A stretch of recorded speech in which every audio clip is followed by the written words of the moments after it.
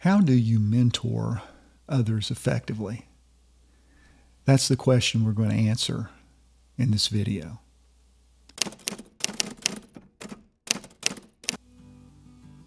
Hello everyone, this is Dr. Todd, and I was working through one of my mentees' dissertation projects this morning, and it came upon me that God has entrusted me to pour into this individual things that I've learned along the way, and I need to take that responsibility seriously. Well, chances are, if you've lived any time at all, God wants you to pour into other people as well. In the whole discipler type relationship, regardless if it's higher education, church, family, just life. And the metaphor that kind of came to me as I was thinking through this is, you've heard the saying, pour into others. And I think there's some truth to that, but I really want to talk a little bit about how we do that. To keep that metaphor in the forefront, think about, this is a teacup here, but think of it as a pitcher.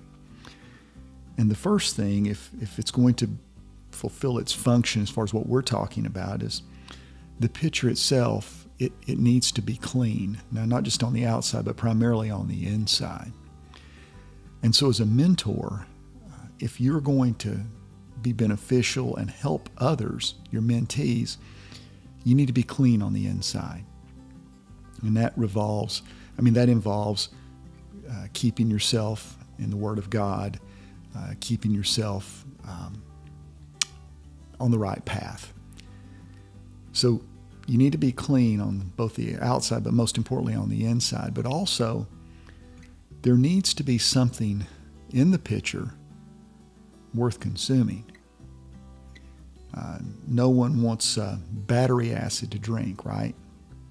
So you need to make sure that the content that you have in the cup is worthy of being consumed by others.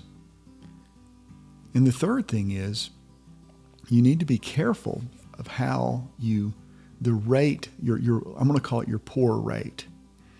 You don't want to overwhelm and drown your mentee and give away everything at once. You want to make sure that you only impart to them what they can swallow at any one time, so that they can benefit from what you're pouring into them.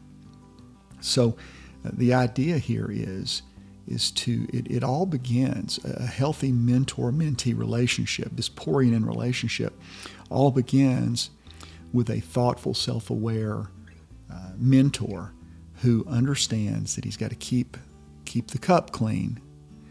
He's got to have something in the cup, and his pour rate needs to be proper. The question then becomes well, number one, how do we clean the cup? Number two, what do we put in the cup? And number three, how do we judge the pour rate? Well, you clean the cup through daily disciplines, spiritual disciplines of staying close and clean to the Lord.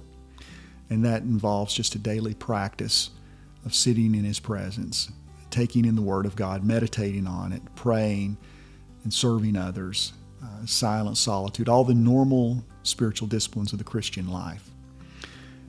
What do you pour in? Well, you drink from the well of those that have come before you that are good. Different church fathers, different giants of the faith, let's say, that came before you. And the pour rate focuses on the experience that you need. In other words, you're going to get some mentees wet sometimes, but learn from that experience. Also, think to yourself, how do I explain what I'm about to pour in terms that a uninitiated 8 to 10-year-old could understand?